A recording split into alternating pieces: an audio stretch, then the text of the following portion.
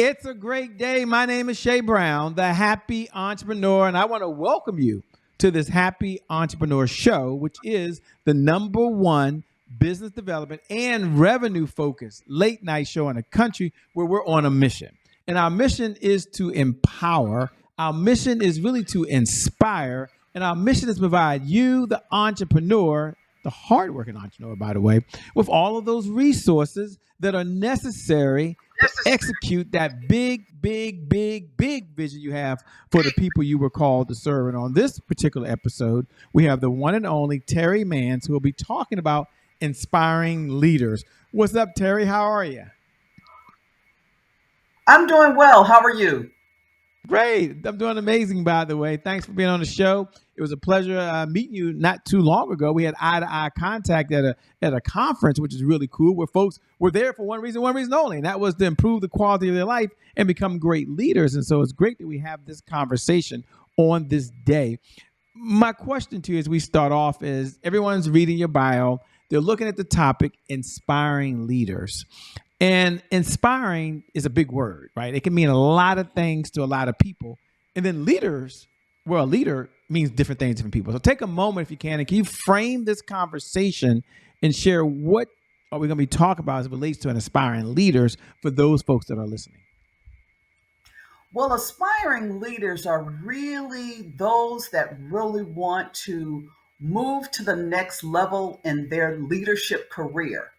So aspiring can be someone that's just want to join an organization, to be promoted to that organization, to be a leader in that organization, or someone who has already been an experienced or seasoned leader that wants to aspire to a C level. So it takes a lot of preparation to get to that point. So aspiring leaders can be whatever you want to be. It's just moving you to the next level, as well as if you're an entrepreneur, you're a leader. And how do you aspire to do your job the way you want to do, or your business as a leader of that company? And when you think of a leader, and you did do a great job there, so thanks so much for kind of breaking it down. Let's talk to two type of leaders if we can. What are the challenges that the seasoned leader have that's moving from one level to the next? And I'll just frame it. I don't know. And if we was corporate America, maybe they're the individual that's going from a manager to a director, or a director to a vice president. Why is it so hard for those folks to make that shift and that change, and what do they need to do so they can get to the next level? That's question number one. And then we'll come back and we'll deal with the new person, the person that's I don't know what the word is today. Back 100 years ago when I was in corporate America, it was called an individual contributor. I don't know if that's even still exists today, but they're out there. They don't really have responsibility directly, but they're inspiring to be able to manage a group. So first, what are the challenges of someone that's already a leader getting to that next level? I think sometimes with a seasoned leader, one of the things that kind of will hold them back is the possibility of not being open minded and doing new things, doing them differently. So sometimes we try to take the old stuff and bring it with us to the new area. And sometimes that just doesn't work. So what you have to do is you have to have an open mind that maybe I need to do things a little bit differently in this new role, and how can I make an impact and connect with my new team in a different way in order for us to achieve what we need to achieve. So you have to set, what are your level of expectations in what do you want to do in this new role, and how do you prepare in that new role as you move forward. Now, going back to your second part of the question, a young person going into a leadership role, the key would be is, what do I need to do to move into that role? Am I prepared? Am I ready? Because sometimes in our mind we think we're ready, but sometimes we may not be ready. But we have to do the necessary things to put in place that we need to do in order to prepare for that new role. I'll give you an example in particular for me. When I graduated from college, from Ohio University, I'd had several little small time jobs. You know how you get those little jobs, you need a job because your mother said you need a job, to do what you need to do. And I finally found a career that I wanted to do, and that was in banking. And I started out as a bank teller. And I knew at that particular point that I did not always want to be a teller for the rest of my career. So I started looking at opportunities within the banking environment that I could move or transition into. And one was a management trainee. Well, I applied for the management trainee program and didn't get selected. Okay. So, what is it that I need to do to be prepared that the next time that they have that opportunity open, they can't say no. They will say she's prepared. So, I talked with my manager and asked her to help me learn some things that she does as a branch manager and what they do on the desk. So, I learned how to open accounts. And that day, we would take credit report information. So I learned all that and I became a backup in our branch. So this is another thing, sometimes you got to know what it is you need to know, and there's also who you know. So the branch administrator of this particular bank was an alumni of Ohio University. And when I met him, he asked me, what did I want to do? And I told him I wanted to get in the management training program to become a manager of the bank. And he said, well, where did you go to school? And I said, Ohio University. He said, well, so did I. So guess what that happened? That opened doors for me to be able to. However, I also had the background and the knowledge and experience of what it took to be that next leader moving into that role. So you got to be prepared. Now, as you said that, thanks for sharing. Thanks for being transparent. I just want to switch to the other side. It's like, whoa, she was fortunate. I mean, someone that went to her school, she's an alumni on, took her on. But someone might be sitting out there, and don't worry, we're going to get over to our entrepreneurs in a moment. Don't worry. But for those folks that are working a full-time job, we thank you for that, by the way. There's nothing wrong with being a 9-to-5 millionaire. Doesn't that sound good? That sounds really good, don't it? Ain't nothing wrong with that. Nothing But you wrong. might be wondering, and maybe your question for Terry, at least mine would be off the front is, Terry, that was great for you, but how do I'm not going to say manage my boss, but I have some folks above me that they don't seem to really care for me, and they're not looking out for my career. So Shay, in all her experience and all her training, what's one or two or three things that Terry can recommend to me that can help me, not going to say manage my boss, I don't know if that's even a word, but help me be able to communicate so my upper management can help me get to the next level? Because I don't seem like they're looking at me at all. Well, they could be, but you never know unless you ask. So the only question would be a no. So the key is that you have to ask and you have to let people know what your intentions are and what you're available to do. Now, if they're not open to helping you, that's one thing. But that doesn't necessarily mean you can't get to the next level. You can get there without them. That's where you find yourself a coach, and that's where you find yourself a mentor.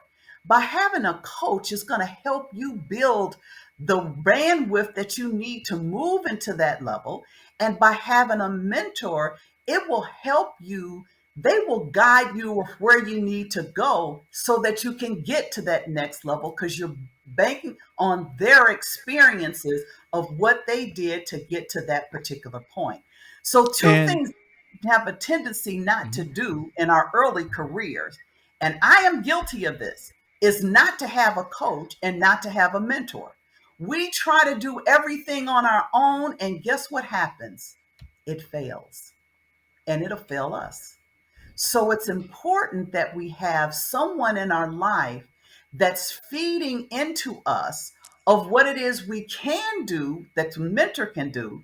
And it's also important as someone feeding into us to help us see that we can do, and that's the coach. Two-part question, spot on. Question number one, so we don't just leave the audience hanging. What's one or two questions that someone can ask? Do they just come out and say, hey, look, I'm trying to get promoted? Or do they come out and say, hey, can I have more responsibility? Or, I mean, you've been in these situations. You work with corporate leaders. You help folks understand. So I guess my question number one is, can you give them one or two examples on how to ask a question? Because some people might think their manager is kind of like, thinking they're bullying them. I don't know. So how do they ask?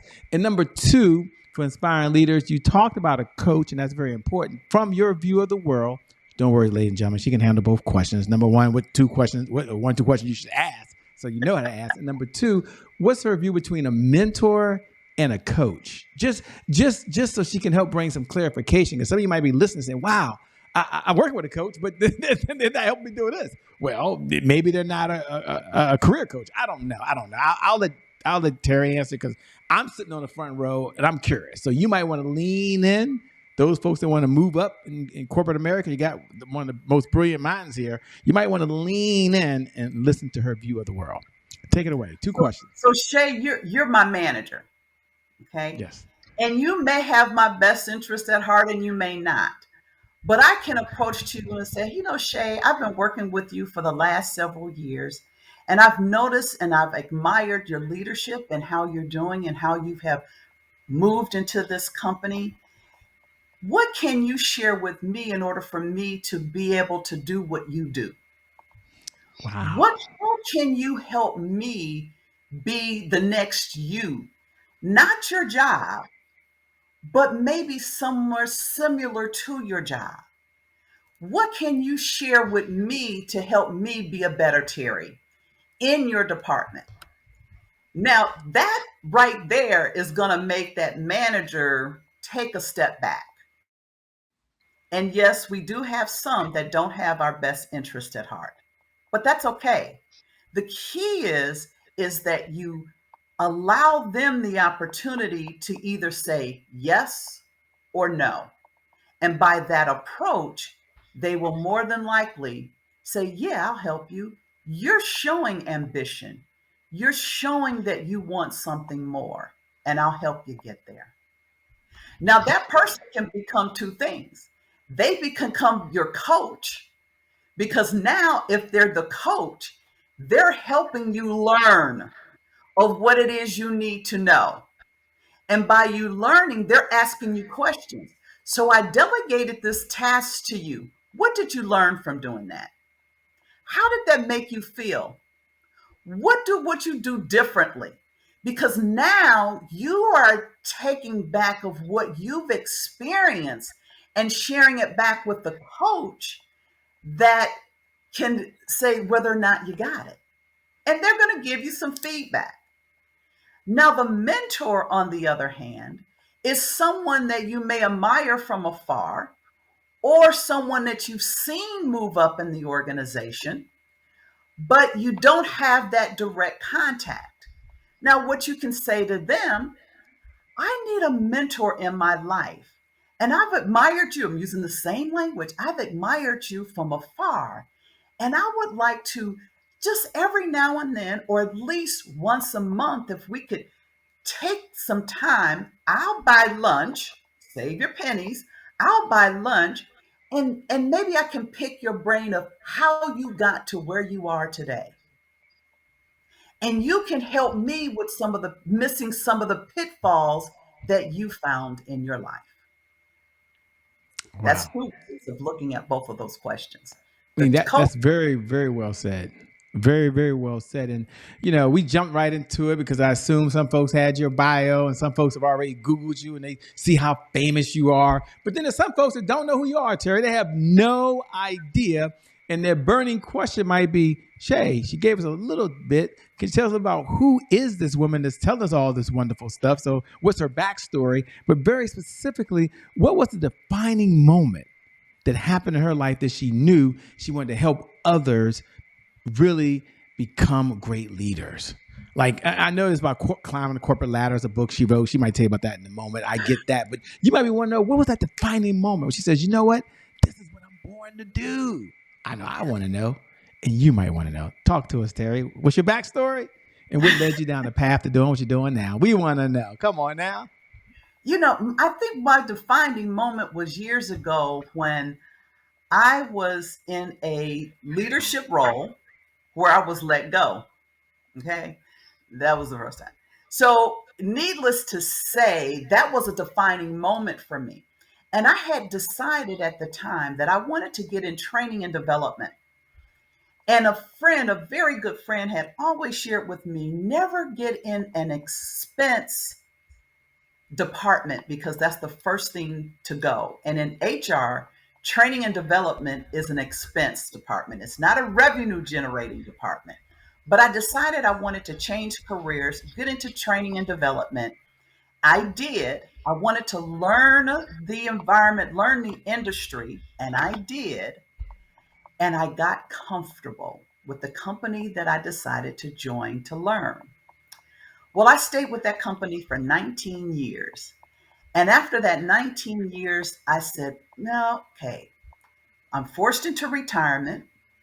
And what forced me into retirement was a little bit after I had just buried my stepfather.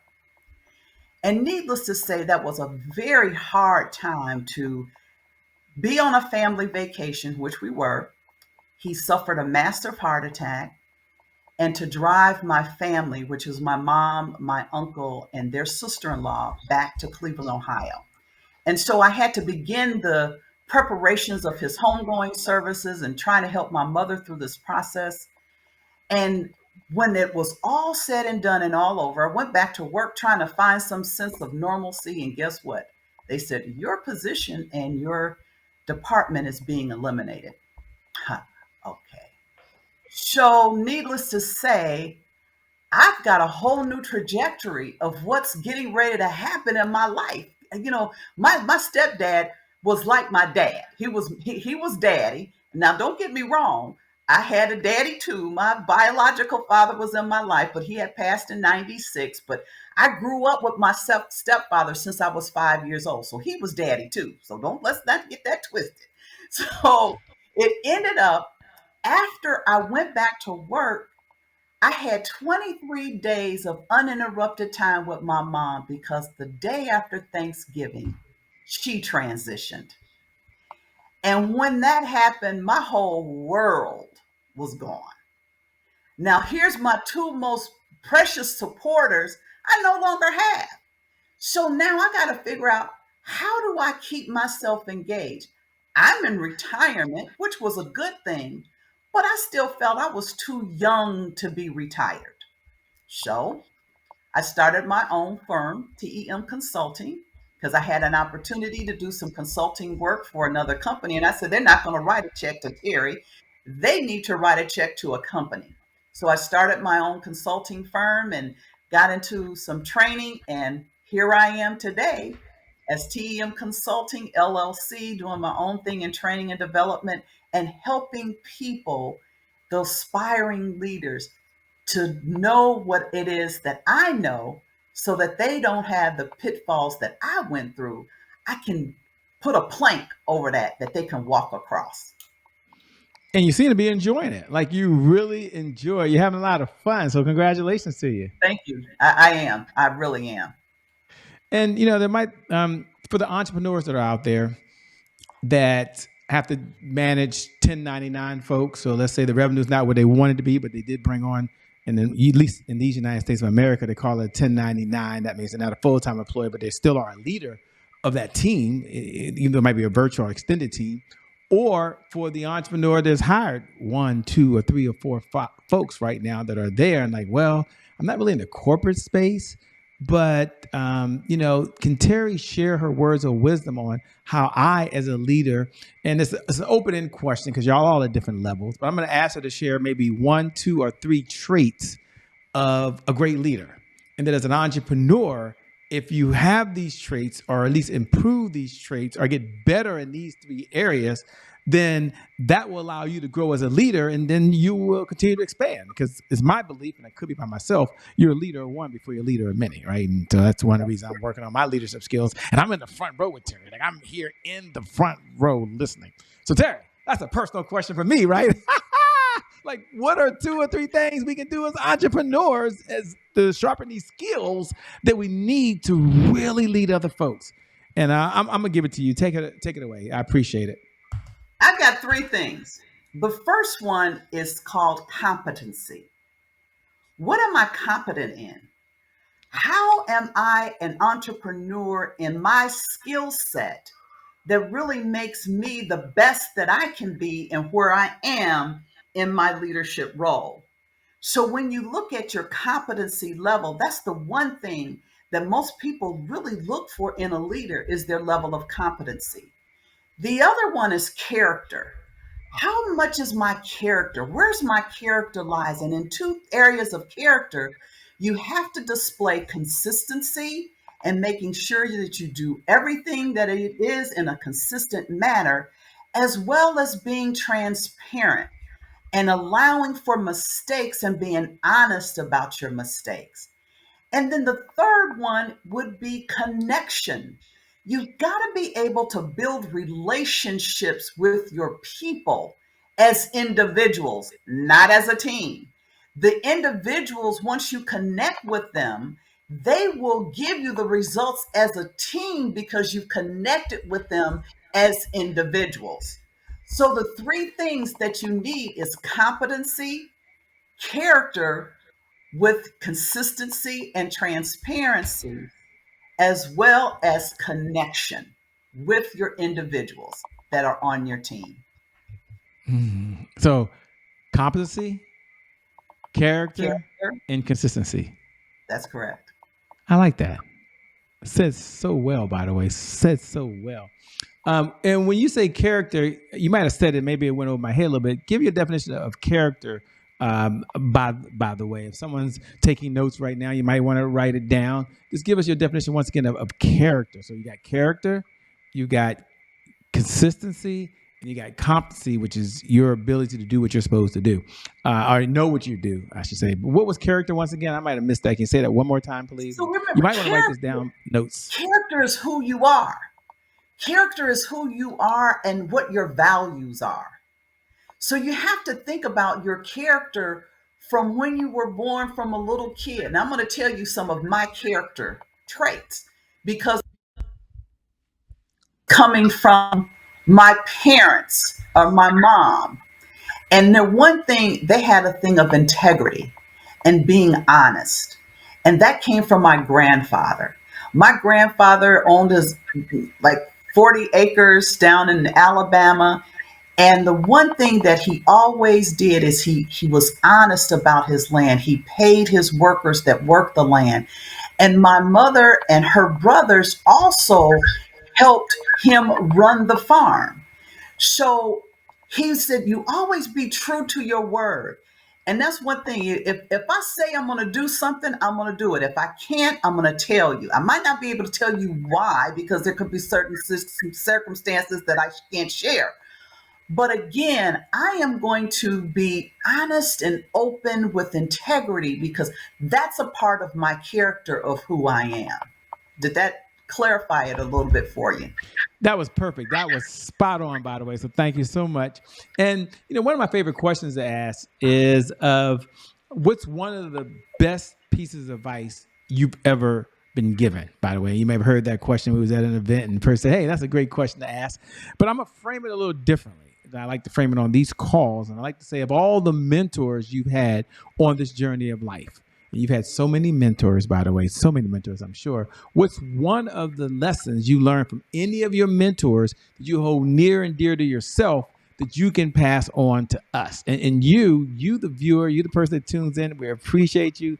Thanks for being here on the Happy Entrepreneur Show. We hope you take this episode and you pay it forward to someone else that can benefit.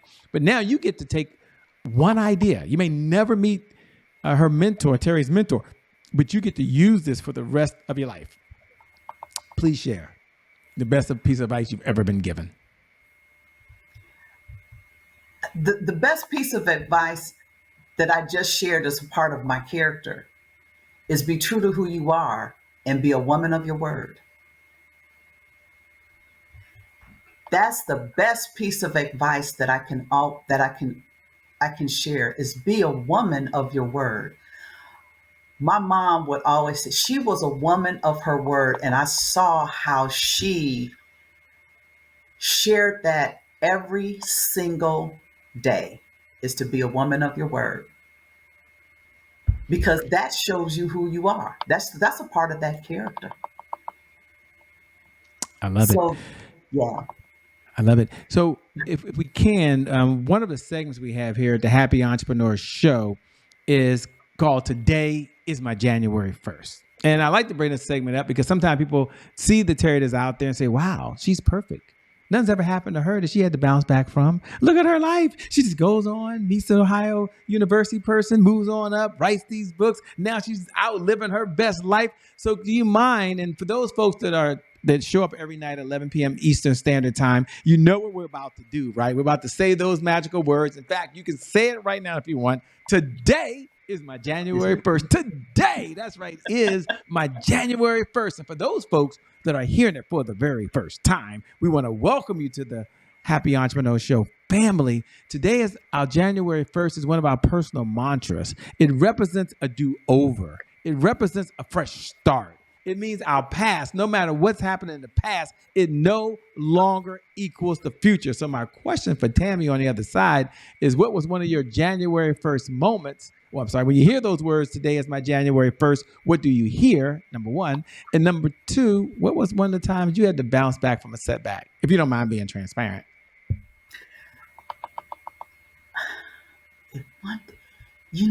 There are so many See, one thing that we need to realize. Oh, there's so many. I like that. That's good. So many. Good answer. There's so many. Sometimes what you see here is the iceberg. Let's look at an iceberg. But down below the iceberg is all the sleepless nights that I might have had, all the anxiety that I might have had. So don't think that just because you see the iceberg that everything has been fine, because it hasn't. And one of the things that you have to do is when you have a setback, is don't look at it as a setback. Sometimes God closes a door on something because he wants you to go to another place where the door is open for more opportunity. So you can't look at it as this is a setback for me. Could be a setup for something better. And that's the key that we always need to remember. Give you an example. I told you about the time that I was working for a bank here I told you, I've been fired a couple times too, at least twice, okay?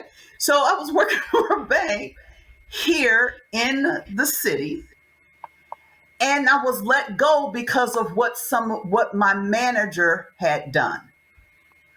My boss thought I was culpable. So he closed the door. But I want you to know that the Holy Spirit had told me before he even did that and before that incident ever happened to leave this organization, and I didn't. I wasn't moving fast enough. And so God put it in his hand that he accelerated the process. And when he accelerated that process, he actually moved me out because some other things ended up happening in that organization that he did not want me to get caught up in. So I say to you this, don't be afraid for whatever setback. It is a setup for something better. My setup for something better was going to another financial institution to learn the industry that I'm doing today. So again, see, he prepares us, but sometimes we want everything so quick and now and this and that, and it just doesn't happen. It just doesn't happen that way.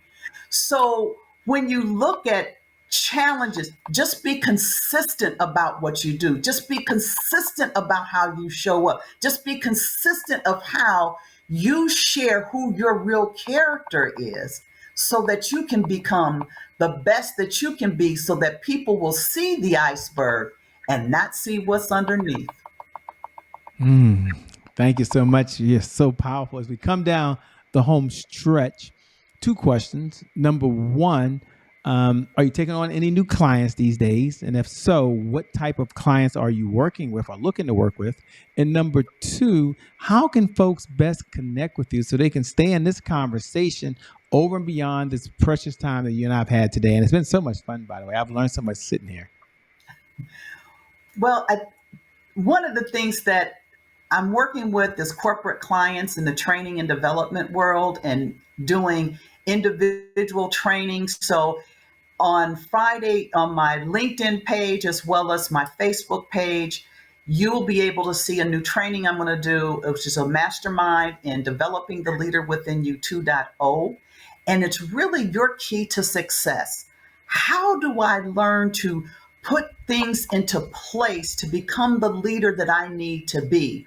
What are my priorities? How do I define the process? What it is that I need to do in order to become a successful leader? You can get in contact with me by contacting TEM Consulting LLC.com. That's my website. And I'm also out on LinkedIn as well as Facebook. Fantastic. Well, let me say it's a pleasure meeting you in person. We didn't get to this depth of conversation, but I knew it was there. You're so funny. You're so humorous.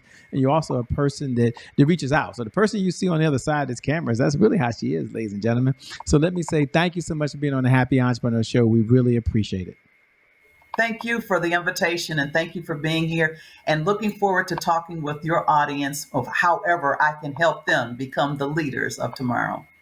Thank you so much. And thank you, the viewer. Thank you for tuning in. Without you, well, there is no Happy Entrepreneur Show. So we want to thank you from the bottom of my heart for showing up. And every night at 11 p.m. Eastern Standard Time, I never get tired. Don't you? Sometimes people say, Sherry, you ever get tired? No, I never get tired of saying these words that I believe in my heart that you are really amazing. Even if I've only met you through the power of these fiber optic lines, that you're amazing, that you're incredible, that you're awesome. You've got so much potential inside of you, and that for you, today, in fact, is your January 1st. And because of that reason, your best days are yet to come. Your best is still yet to come. Your best is yet to come. With that being said, my name, by the way, is Shay Brown, the Happy Entrepreneur. Make it a great day, everyone. And I promise you from the bottom of my heart, we'll make some good things happen. We connect again next time. God bless, and we wish you success. So long, Terry. Peace, everybody.